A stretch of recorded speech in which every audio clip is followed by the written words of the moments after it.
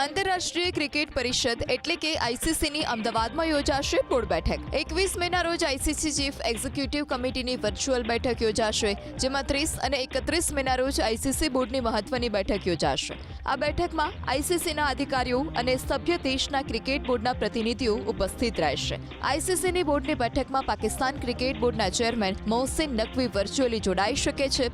Asia કપમાં Bharat champion બન્યા બાદ મોહસિન નકવીએ ટ્રોફી અને મેડલ ભારતીય ક્રિકેટ બોર્ડને નથી સોંપ્યા, ત્યારે મોહસિન નકવી આ બેઠકમાં વર્ચ્યુઅલી જોડાશે કે નહીં તેના પર પણ સવાલ ઉઠી રહ્યા છે. આંતરરાષ્ટ્રીય ક્રિકેટ પરિષદ એટલે કે આઈસીસીની અમદાવાદમાં યોજાશે બોર્ડ બેઠક 21 મેના રોજ આઈસીસી ચીફ એક્ઝિક્યુટિવ કમિટીની વર્ચ્યુઅલ બેઠક યોજાશે, જેમાં 30 અને 31 મેના રોજ આઈસીસી બોર્ડની મહત્વની બેઠક યોજાશે. આ બેઠકમાં આઈસીસીના અધિકારીઓ અને સભ્ય દેશના ક્રિકેટ બોર્ડના પ્રતિનિધિઓ ઉપસ્થિત રહેશે. આઈસીસીની બોર્ડની બેઠકમાં પાકિસ્તાન ક્રિકેટ બોર્ડના ચેરમેન મોહસિન નકવી વર્ચ્યુઅલી જોડાઈ શકે છે. એશિયા કપમાં ભારત ચેમ્પિયન બન્યા બાદ મોહસિન નકવીએ ટ્રોફી અને મેડલ ભારતીય ક્રિકેટ બોર્ડને નથી સોંપ્યા, ત્યારે મોહસિન નકવી આ બેઠકમાં વર્ચ્યુઅલી જોડાશે કે નહીં તેના પર પણ સવાલ ઉઠી રહ્યા છે.